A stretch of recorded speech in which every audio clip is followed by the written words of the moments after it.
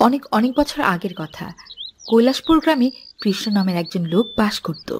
বিয়ের কিছু বছর পরেই কৃষ্ণের স্ত্রী ভয়ানক অসুস্থ হয়ে বিছানায় শয্যাশায়ী ছিল।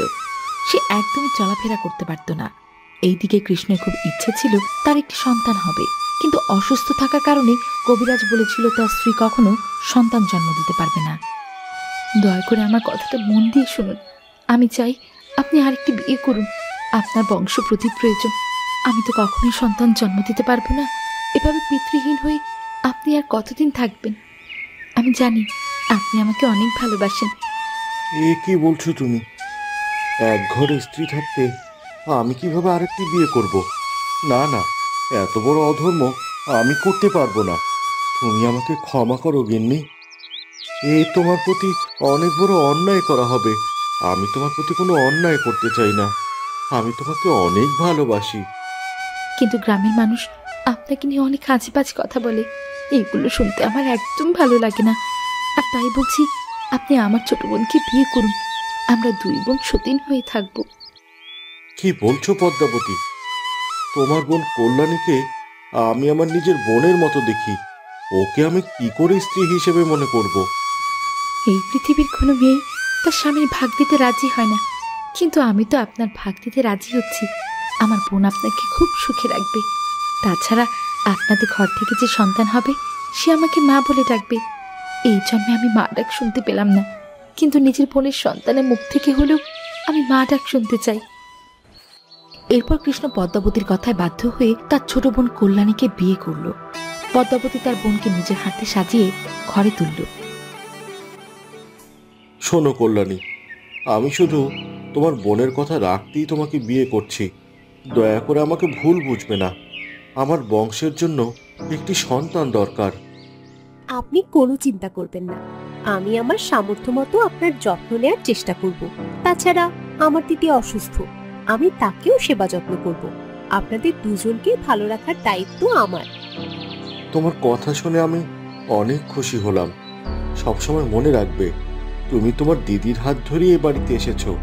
তোমার দিদি কষ্ট পায় এমন কোনো কিছু তুমি কখনোই করবে না।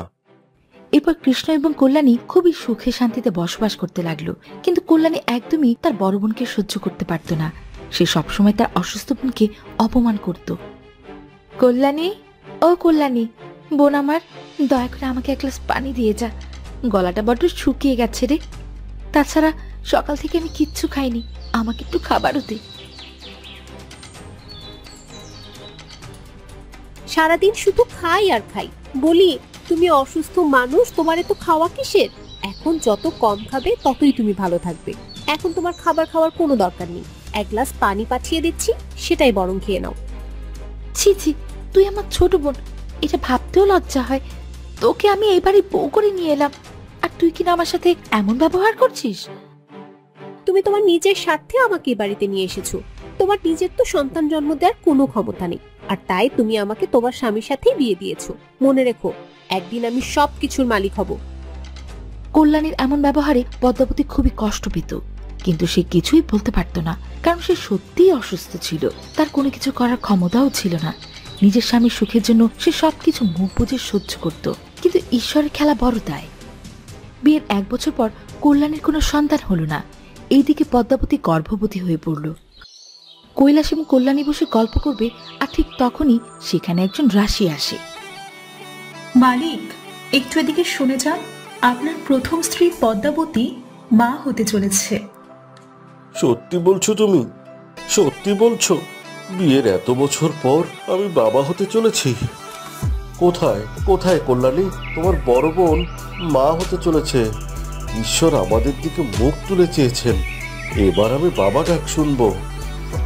আরে বাহ, এটা তো খুব ভালো খবর। শুনে খুব খুশি হয়েছি। এবার থেকে আমি দিদির নিজের হাতের যত্ন নেব, ওকে ঠিক মতো খাওয়া দাওয়া করাবো। হ্যাঁ কল্যাণী, এখন থেকে তোমার দিদির সমস্ত দায়িত্ব তোমার। তোমার দিদিকে তোমাকেই দেখাশোনা করতে হবে। আমি শুধুমাত্র একটা সুস্থ সন্তান চাই। এরপর কৃষ্ণ আর কল্যাণী মিলে পদ্মাবতীর অনেক সেবা যত্ন করতে লাগলো।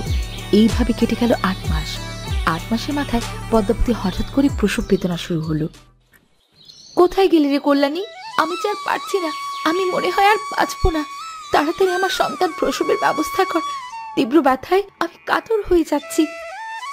তুমি চিন্তা করো না দিদি, তোমার সন্তান খুব ভালোভাবে পৃথিবীতে আসবে। সে দায়িত্ব সম্পূর্ণ আমার। তুমি একটু ধৈর্য ধরো, কিছুক্ষণের মধ্যেই তোমার প্রসবের কাজকর্ম শুরু হবে। এরপর পদ্মাবতীর একটি সন্তান হলো, কিন্তু দুর্ভাগ্যক্রমে সেটি ছিল একটি মৃত সন্তান। যখন কৃষ্ণ এই কথাটি জানতে পারল, সে প্রচন্ড কষ্ট পেল। সে হাউমাউ করে কাঁদতে লাগলো। হে ঈশ্বর, তুমি কেন আমাকে এত বড় শাস্তি দিলে? শেষে কিনা তুমি আমাকে একটি মৃত সন্তান দিলে। এর চেয়ে আমার সন্তান ছিল না সেই ভালো ছিল। এইবার এই সন্তান হারানোর যন্ত্রণা আমি কিভাবে সহ্য করব? কাঁদবেন না দয়া করে, আপনি কাঁদবেন না। আমি আপনাকে সন্তান সুখ দেব। দিদি তো আগে থেকেই অসুস্থ ছিল, আর তাই তার সন্তান মৃত হয়েছে। এতে তো দিদির কোনো দোষ নেই। আমাদের সবার উচিত এই সময় দিদির পাশে থাকা, কারণ দিদি কিন্তু মানসিকভাবে খুব ভেঙে পড়েছে। ঠিক আছে, ঈশ্বরের ইচ্ছা আমি মাথা পেতে নিচ্ছি।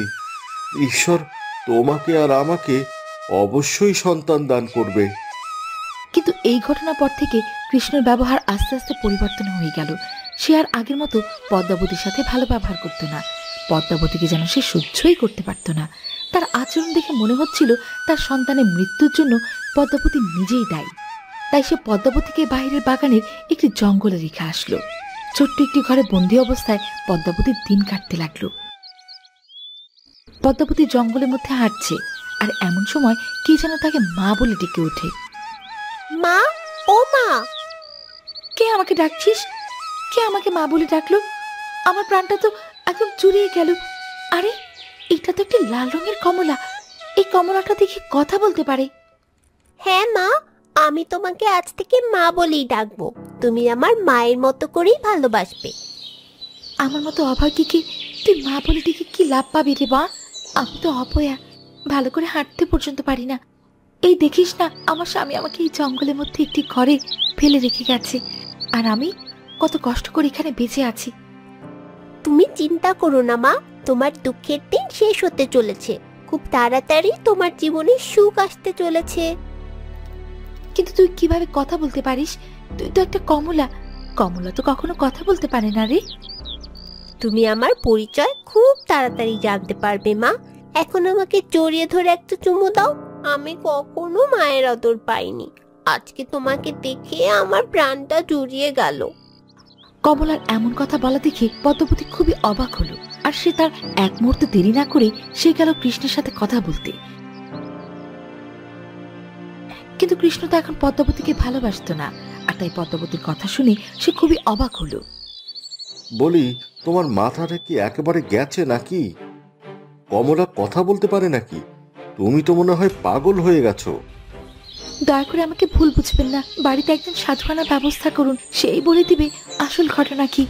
কেনই বা এই লাল কমলা আমাকে মা বলে ডাকছে? আমি আসল কারণটা জানতে চাই। আরে না না, এ বাড়িতে এসব সাধু দরবেশ আনার কোনো দরকার নেই। আমার মনে হয় ও পাগল হয়ে গেছে। ওকে এই জঙ্গল থেকে বের করে বনবাসে পাঠিয়ে দিন, তাহলে আমাদের সকলের জন্যই মঙ্গল। কিন্তু কৃষ্ণের পদ্মাবতীর উপর অনেক মায়া হলো, আর তাই সে বাড়িতে একটি সাধুখানার ব্যবস্থা করলো। সাধু তার জাদুর আয়না বের করে দেখতে লাগলো যে কেন লাল কমলাটি কথা বলছে। সবকিছু দেখে সাধু কৃষ্ণকে বলল, অনর্থ, সবকিছুই অনর্থ। এ বাড়িতে অনেক বড় একটি অনর্থ ঘটে গেছে। আপনি যে সন্তানকে মৃত ভাবছেন, সে আসলে মৃত নয়। এই সন্তান এবং আপনার প্রথম স্ত্রী ষড়যন্ত্রের শিকার। কেউ একজন আপনার সন্তানকে কমলা গাছের নিচে পুঁতে রেখেছে, আর তাই সেই সন্তান এখন কমলা হয়ে আপনার স্ত্রীকে মা বলে ডাকছে। দ্রুত সেই কমলা গাছের নিচে মাটি খোঁড়ার ব্যবস্থা করুন এবং আপনার সন্তানকে উদ্ধার করুন। ঈশ্বর, ঈশ্বর এত বড় অনর্থকে ঘটালো আমার বাড়িতে। এত বড় অন্যায় আমার চোখের আড়ালে কিভাবে ঘটলো? আমি কেন সন্তানের পিতা হয়েও পিতৃহীন হয়ে রইলাম? আপনি দয়া করে আমাকে জানান, এই হীন কাজটি কে করেছে? আমি নিজ হাতে তার শাস্তি দেব। ভালো করে ভেবে দেখুন এই কাজ কে করতে পারে। এই কাজ করেছে আপনার দ্বিতীয় স্ত্রী কল্যাণী। তাকে ডাকুন, ডেকে জিজ্ঞাসা করুন কেন সে এমন কাজ করেছে। কৃষ্ণ আর দেরি না করে তার দ্বিতীয় স্ত্রী কল্যাণীকে ডেকে পাঠালো। ছি ছি কল্যাণী, যে বোন তোমাকে এ বাড়িতে বউ করে নিয়ে এলো, তুমি তার এত বড় সর্বনাশ করতে পারলে? তুমি কেন আমাদের কন্যা সন্তানকে কমলা গাছের নিচে পুঁতে রেখেছ?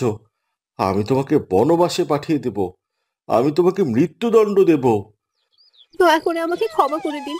আমি হিংসায় এ ধরনের কাজ করেছি। আমাকে বনবাসে পাঠিয়ে দিবেন না। আমাকে মৃত্যুদণ্ড থেকে রক্ষা করুন।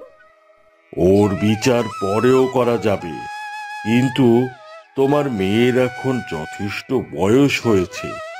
তুমি তাকে মাটির নিচ থেকে উদ্ধার করার চেষ্টা করো, তা না হলে তুমি তোমার মেয়েকে চিরদিনের জন্য হারিয়ে ফেলবে। এরপর কৃষ্ণ আর এক মুহূর্ত দেরি না করে তার মেয়েকে সেই কমলা গাছের নিচ থেকে উদ্ধার করলো। বাবা, ও বাবা, তুমি আমাকে জড়িয়ে ধরো। তুমি যখন আমার গাছের নিচে হেঁটে যেতে আমি তোমাকে দেখতাম, কিন্তু বাবা বলে ডাকতে পারতাম না। আয় মা, আয়, আমার বুকে আয়। আমি তোকে আর হাতছাড়া করব না, সব সময় তোকে আমার কাছেই রাখবো। তোর মা, আমি আর তুই মিলে আমরা একসাথে বসবাস করব। আমাদের দুঃখের দিন শেষ হয়ে গেছে মা, এবার তো আমাদের সুখের দিনের শুরু। আপনি আমাকে অনেক শাস্তি দিয়েছেন, আর তাই আপনার প্রতি আমার একটি দাবি আছে। আপনি আমার মনের এই ইচ্ছেটা পূরণ করুন। তুমি আমাকে আর ছোট করো না, তুমি বলো তুমি আমার কাছে কি চাও, আমি তোমাকে তাই দেব। তুমি দয়া করে আমার ছোট বোনকে ক্ষমা করে দাও। তুমি তাকে শাস্তি দিও না, ও ওর ভুল নিশ্চয়ই বুঝতে পারছে। আমরা সবাই মিলে একসাথেই থাকবো, একসাথেই বসবাস করব। এরপর কৃষ্ণ তার দ্বিতীয় স্ত্রী কল্যাণীকে ক্ষমা করে দিল, আর সবাই মিলে একসাথে বসবাস করতে লাগলো।